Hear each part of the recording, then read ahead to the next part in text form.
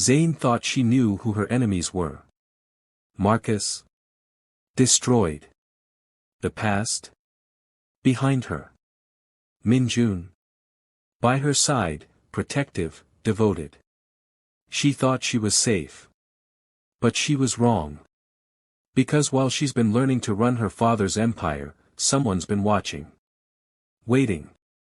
Planning. Her father didn't die of a heart attack, he was murdered. And the person who killed him just sent Zayn flowers congratulating her on the pregnancy. The Russians want her dead. The traitor on her board is closer than she thinks.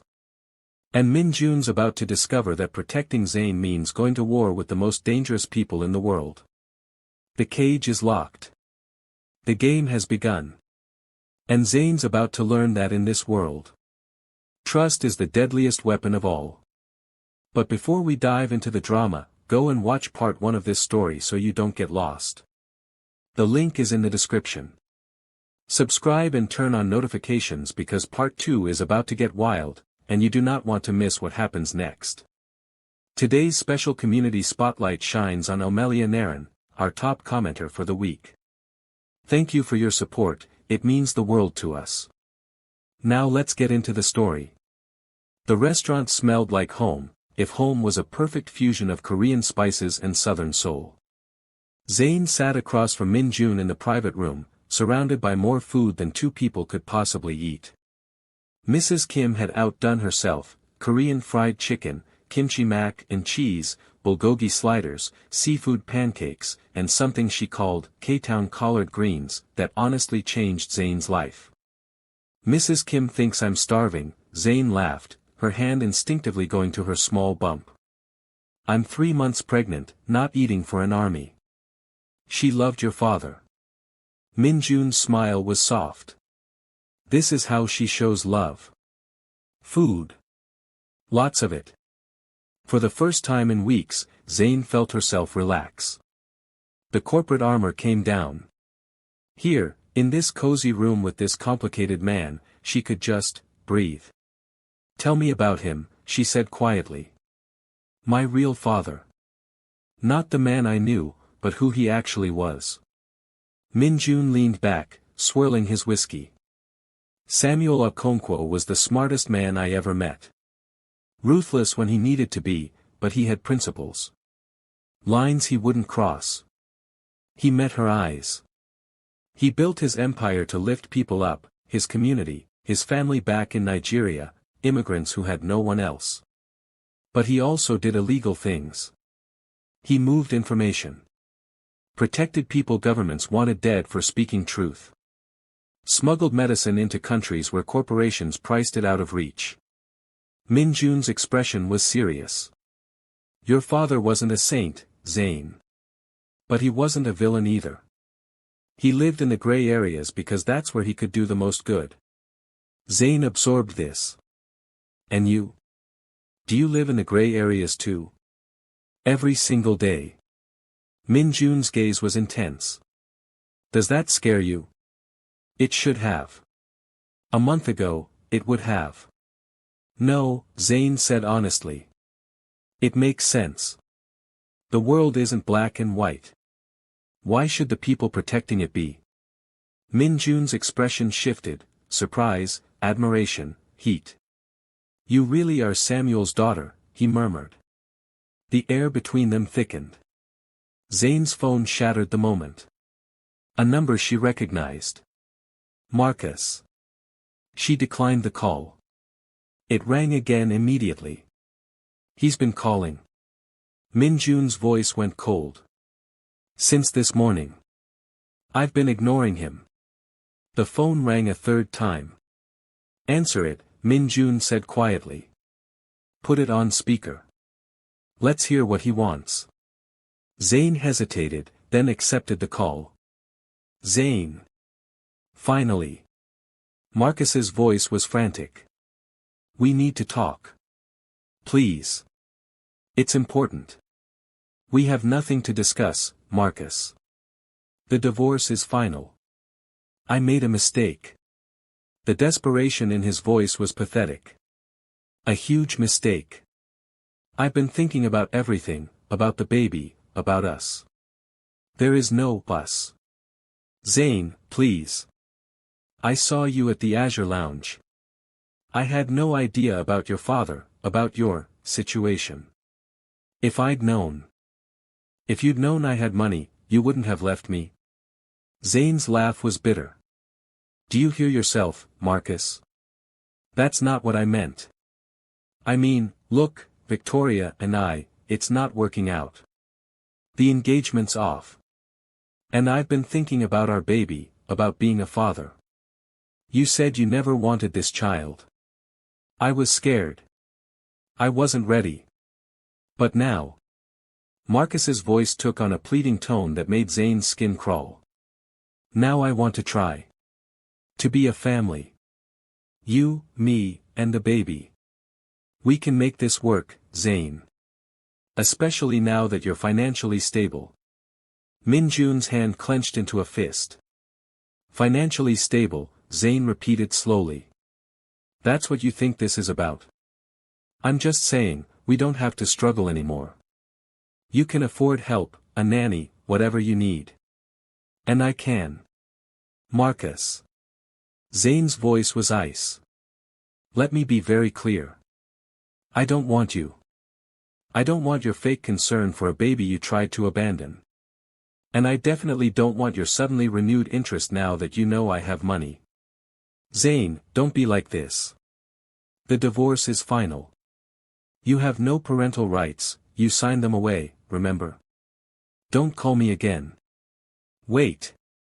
Zane, please. I love you. I always have. Victoria was a mistake, the divorce was a mistake. Min-jun leaned forward to the phone. She said don't call again, Marcus. If you violate that boundary, I'll have my lawyers file a restraining order. Are we clear? Silence. Then, who the hell do you think you are?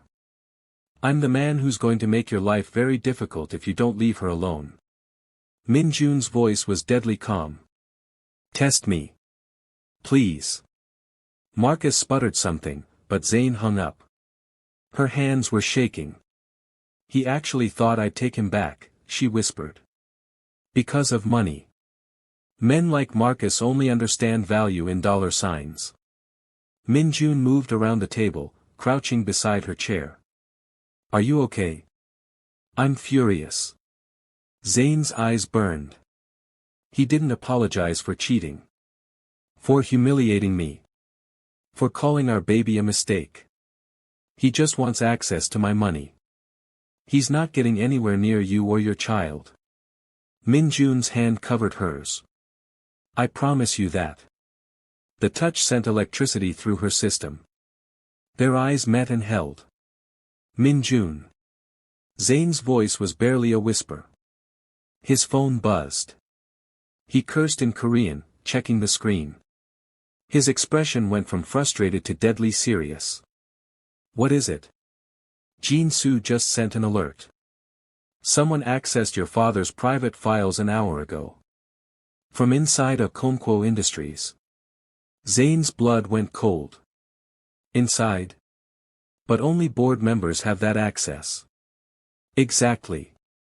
Min-jun was already standing, pulling out his phone. We need to go. Now.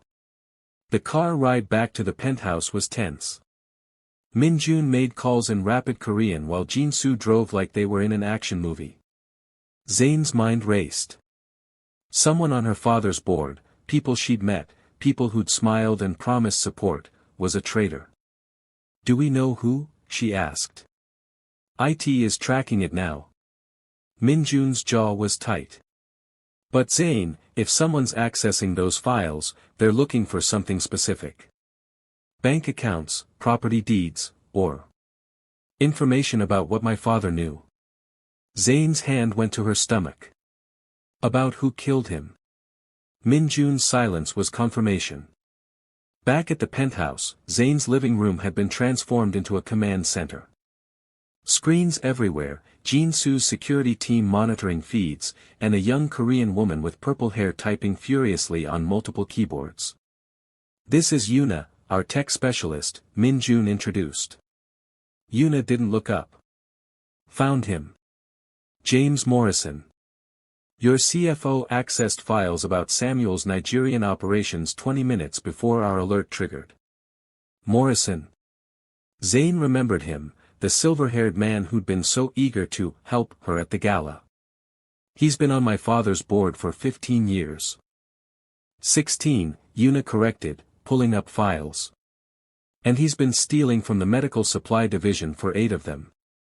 Small amounts, hidden well, but your father found out 3 months before he died.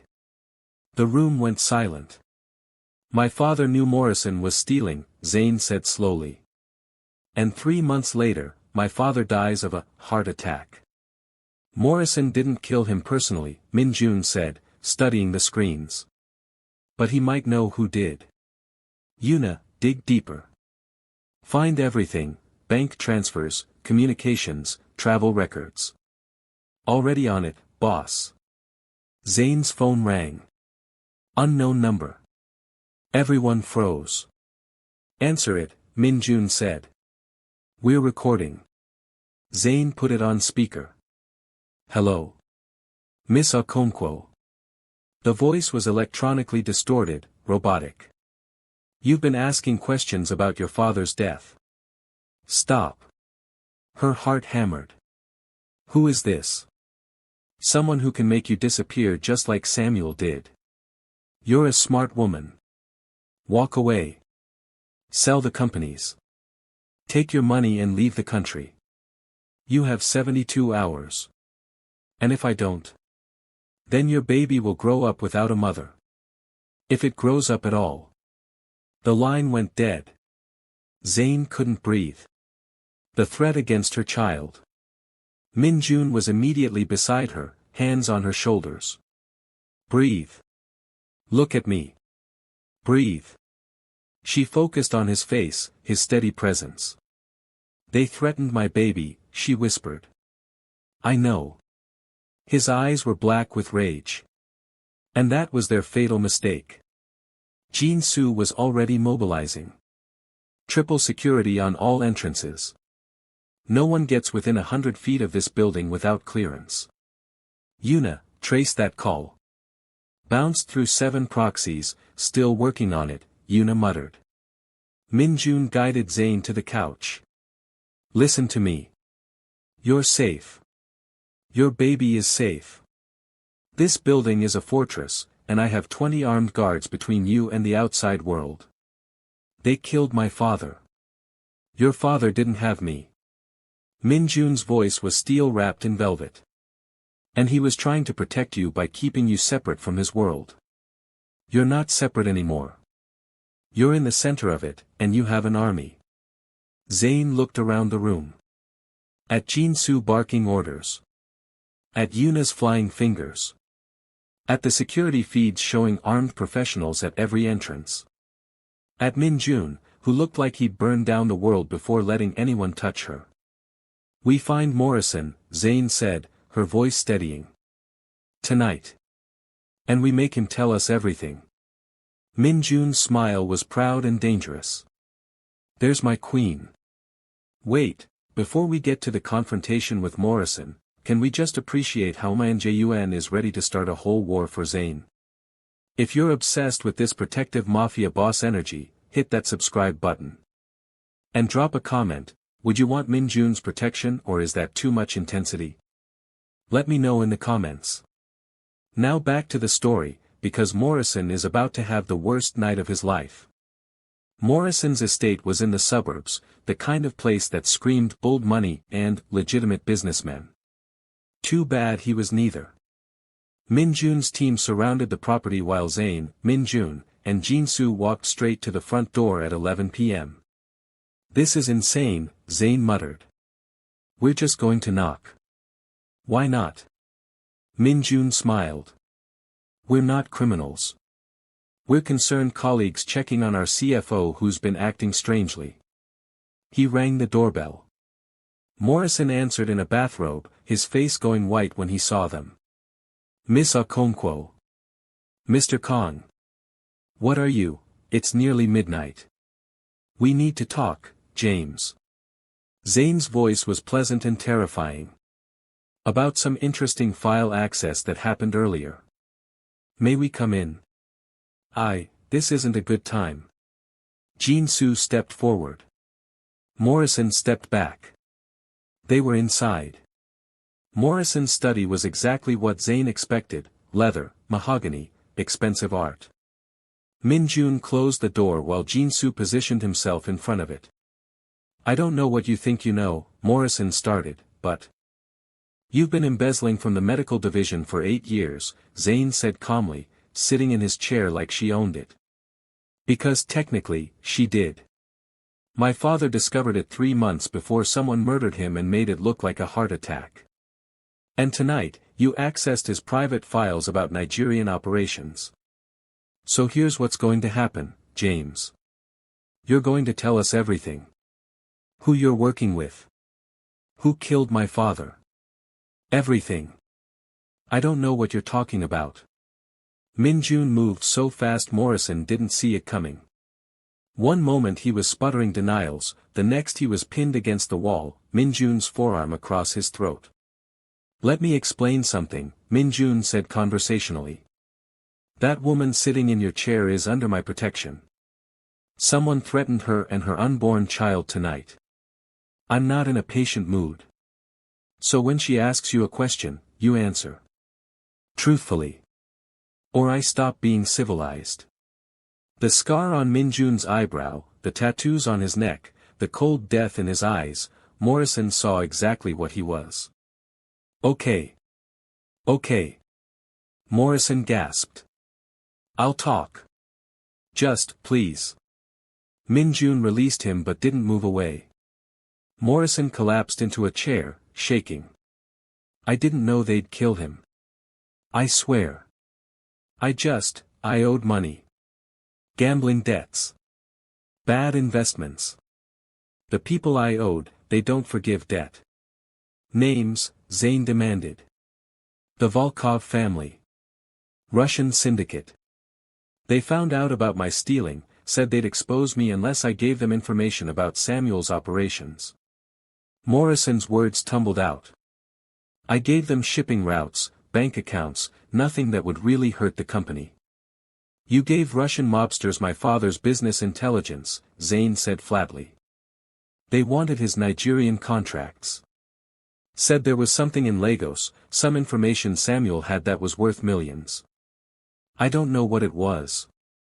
But Samuel found out I'd been talking to them, confronted me, said he was going to the authorities. So you told the Volkovs, Min-jun finished.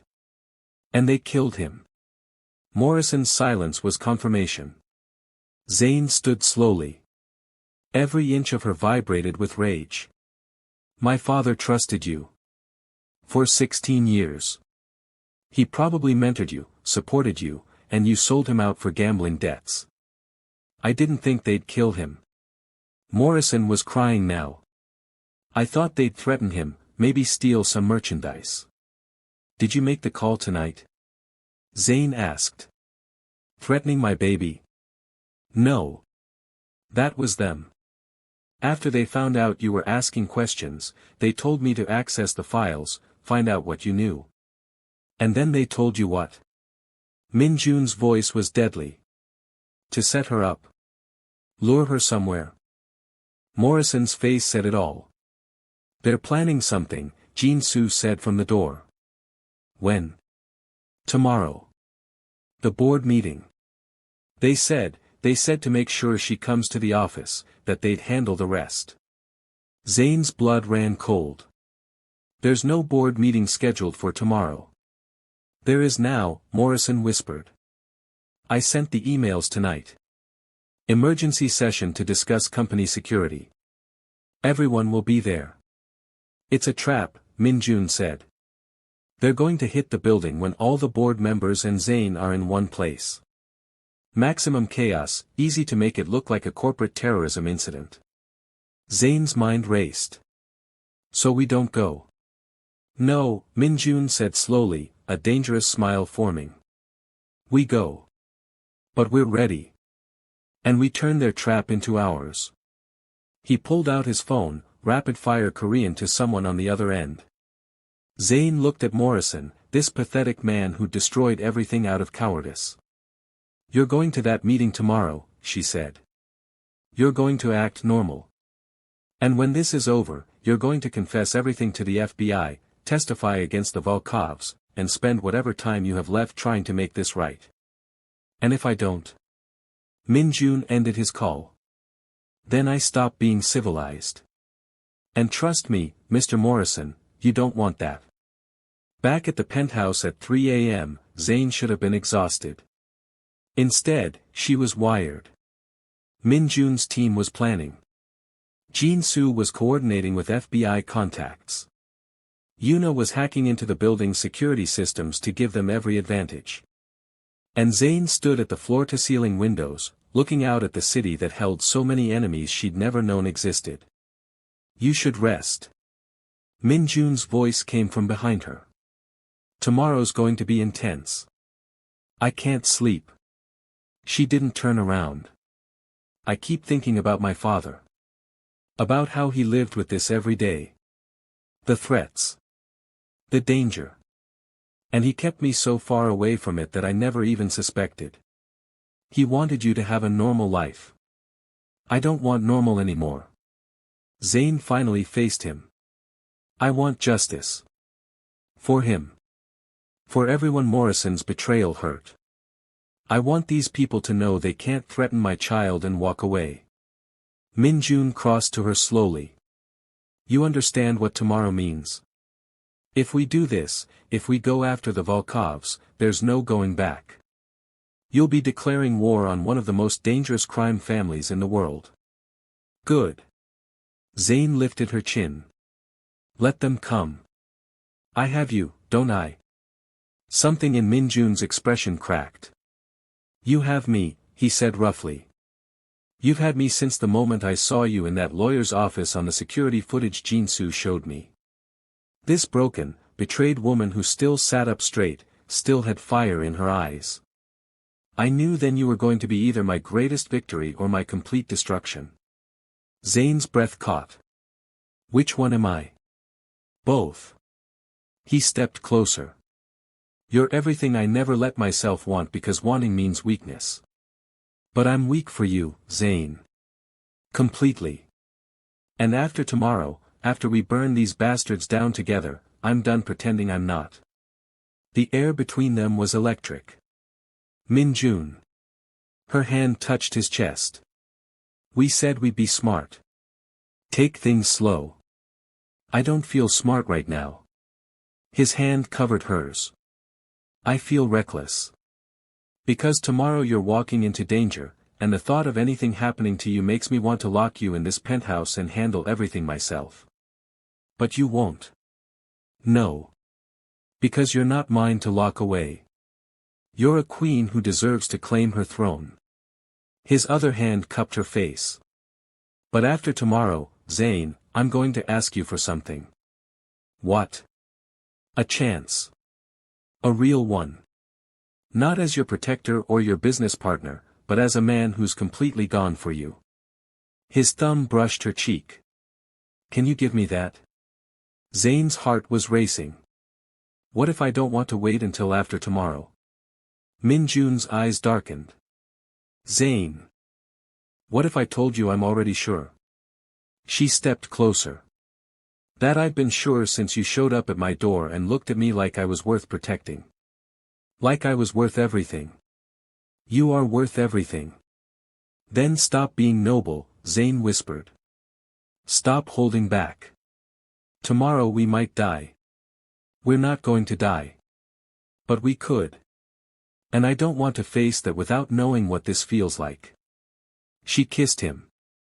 For a heartbeat, Min-jun was frozen. Then he was kissing her back like she was oxygen and he was drowning. It was desperate and perfect and everything Zayn hadn't known she needed.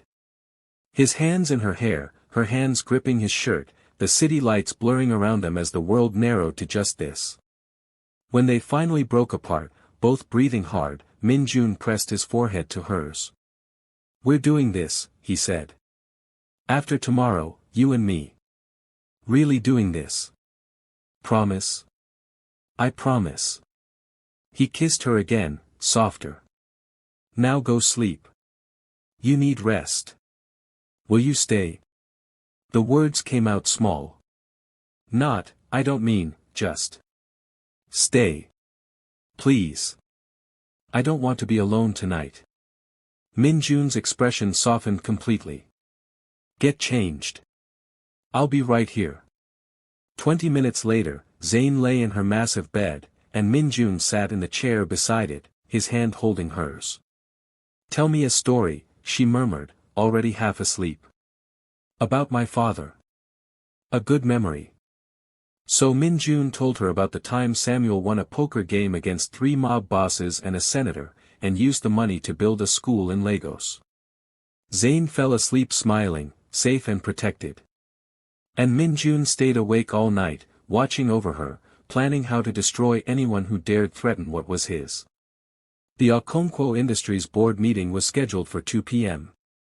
At 1:30, Zayn walked into the building looking like the billionaire heiress she was, tailored navy suit, her father's signet ring, diamonds in her ears. And a bulletproof vest under her blouse that Min-jun had insisted on. The board members were already gathering. Morrison looked like he might throw up. Good. Miss Afro-Korean, Director Hamilton greeted her. Thank you for coming on short notice.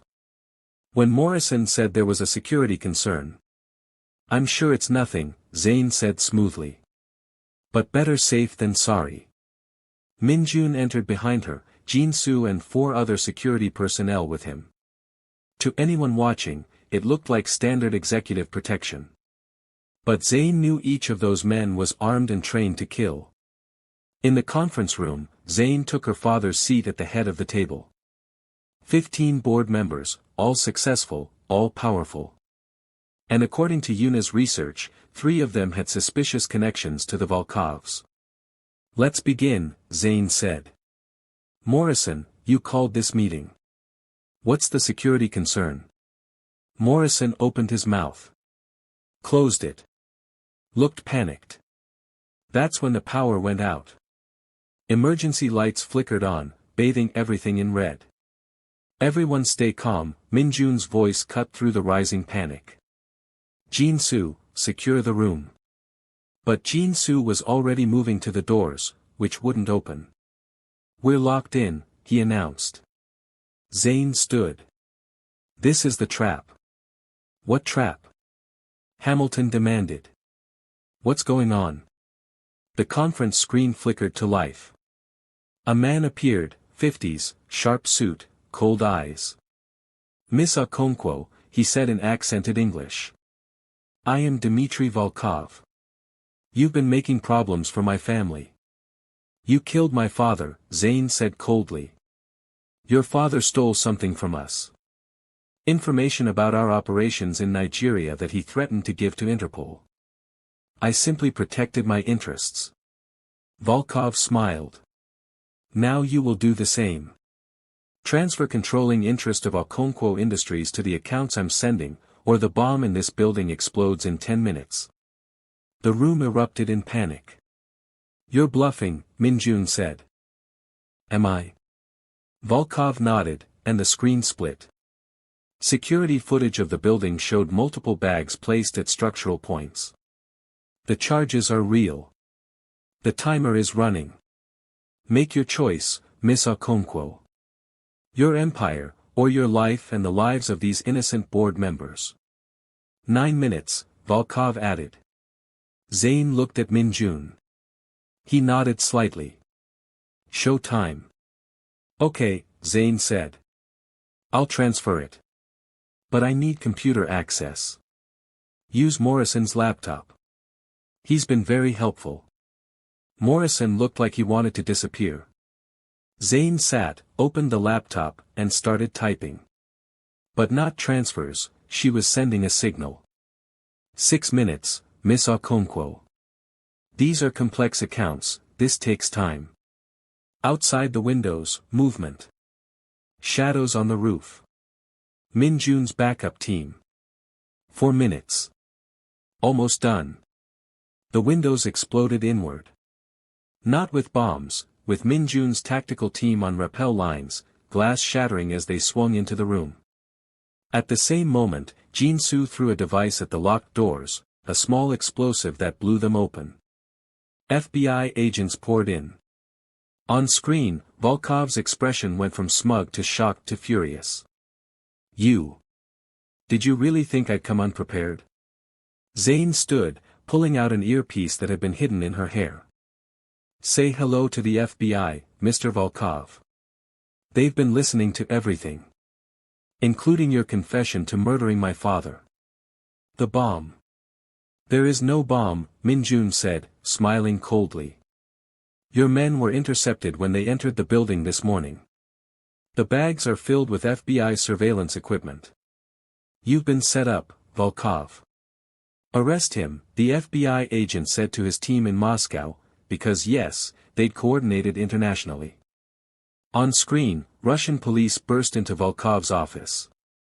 The feed cut out as Volkov was dragged away, screaming.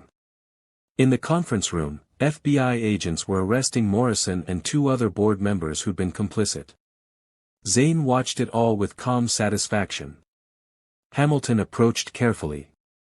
"Miss Okonkwo, what just happened?" "I cleaned house," Zane said simply. "The traitors on this board have been removed. The people who killed my father are going to prison. And Okonkwo Industries is now completely secure." She looked around at the remaining board members, shocked, afraid, but also, impressed. "Let me be very clear about something," Zane continued. "My father built this company with vision and principles. I intend to honor that. But I will not tolerate disloyalty, and I will not be threatened. Does everyone understand?" Nods all around. "Good. We'll reconvene next week. Actual business. You're dismissed." As the room cleared, Zane finally let herself breathe. Minjun was beside her immediately. "You okay?" "We did it," she whispered. "We actually did it. You did it. You were magnificent." Zane turned to face him, adrenaline still pumping. "Take me home." The heat in Minjun's eyes was unmistakable. "Gladly." The penthouse was quiet after the chaos. Zane stood in her living room, finally processing everything. Her father's killers caught. The company secure. The danger, for now, past. And Minjun, standing by the windows, giving her space but not leaving. "I can't believe it's over," she said. "The immediate threat is over," Minjun corrected. "But Zane, this life, my world, your father's world, there will always be new threats. New enemies. Is that something you can live with?" Zane crossed to him. "Is that your way of trying to give me an out?" "It's my way of making sure you understand what you're choosing. If you choose me, you're choosing this. The danger. The gray areas. The constant vigilance." His jaw tightened. "I need you to be sure." "I'm sure about a lot of things," Zane said. "I'm sure I'm stronger than I ever knew. I'm sure I can run my father's empire and honor his legacy. I'm sure I'm going to be a good mother." She stepped closer. "And I'm absolutely sure that I want you, Kong Minjun. All of you. The dangerous parts, the protective parts, the parts you try to hide because you think they'll scare me off." "Zane. I'm not finished." She put her hand on his chest. "Earlier, you said after today you'd ask me for a chance. So I'm giving you one. Actually, I'm not giving you a choice. You're mine now. Deal with it." Minjun stared at her. Then he laughed, a real, delighted laugh. "Did you just claim me?" "Yes." "Problem?" "No." He pulled her close, his hands on her waist. "No problem at all. But if we're doing this, we're doing it right. I'm not your secret. I'm not casual. When I commit, it's everything. Good. I don't do anything halfway either. Then we're agreed. Min Jun's smile was devastating. You're mine. I'm yours. And anyone who has a problem with that can take it up with Jin-soo. Zayn laughed, and then Min Jun was kissing her again. This time, there was no holding back. No danger interrupting. Just them, the city lights, and the promise of something real. When they finally came up for air, Min Jun touched her face gently. I'm going to take care of you, he said. You and this baby.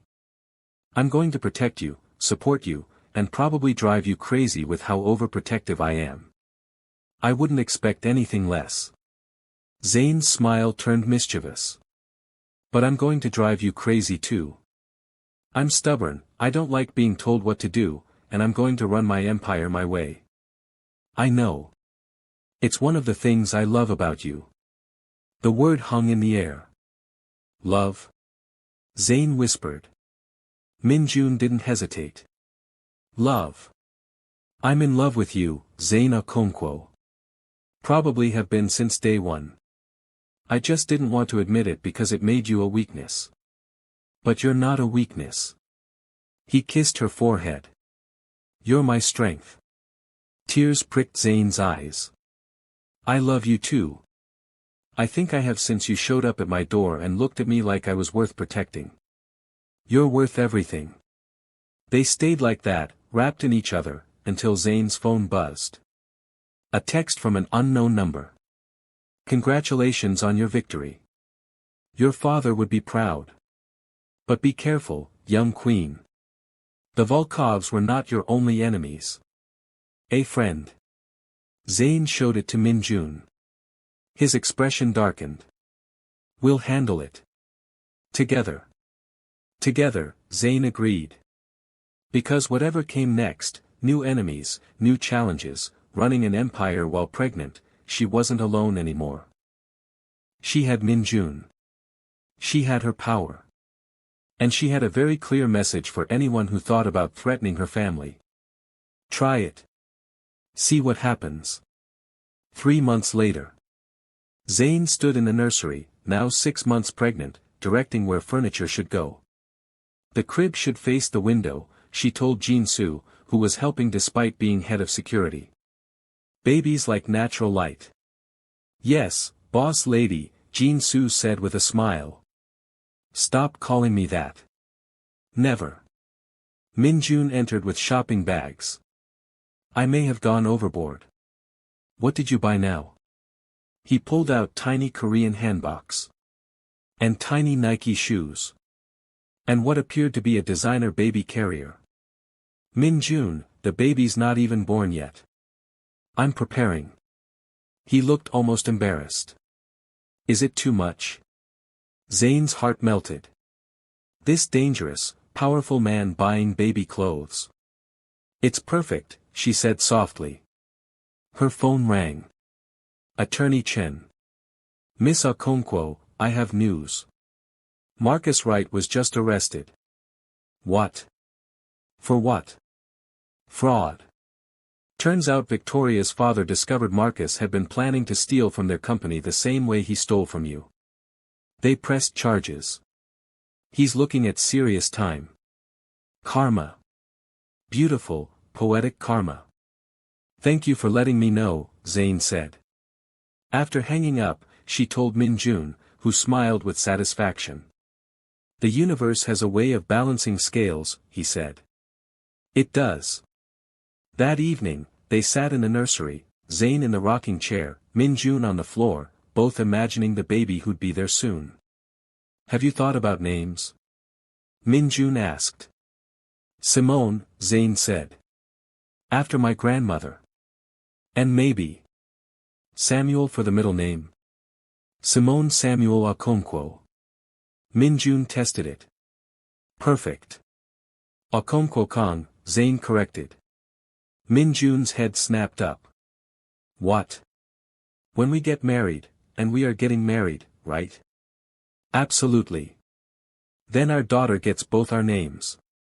She's going to rule the world someday. She needs both empires behind her. Min Jun crossed to her, knelt beside the chair. Marry me. What? I was going to do this with a ring, with planning, but, marry me, Zayn. Let me be your husband, your partner, your family. Let me be this baby's father in every way that matters. Zayn's vision blurred with happy tears. Yes. Yes, of course yes. They kissed, soft and sweet and full of promise. And in that moment, Zayn realized something. She'd lost everything, her father, her marriage, her old life. But she'd gained so much more. An empire. Power. Purpose. And love. Real, fierce, ride-or-die love. From broken to billionaire. From betrayed to beloved. This was her story. And it was just beginning. If this story gave you all the feels, smash that like button. Subscribe for more Afro-Korean romance, love stories, and strong female leads who don't play games. Share this with someone who needs to know that the best revenge is becoming the most powerful woman in the room. Stay powerful, stay blessed, and remember, never let anyone make you feel small. You're a queen. Act like it. Merry Christmas. See you in the next story, besties.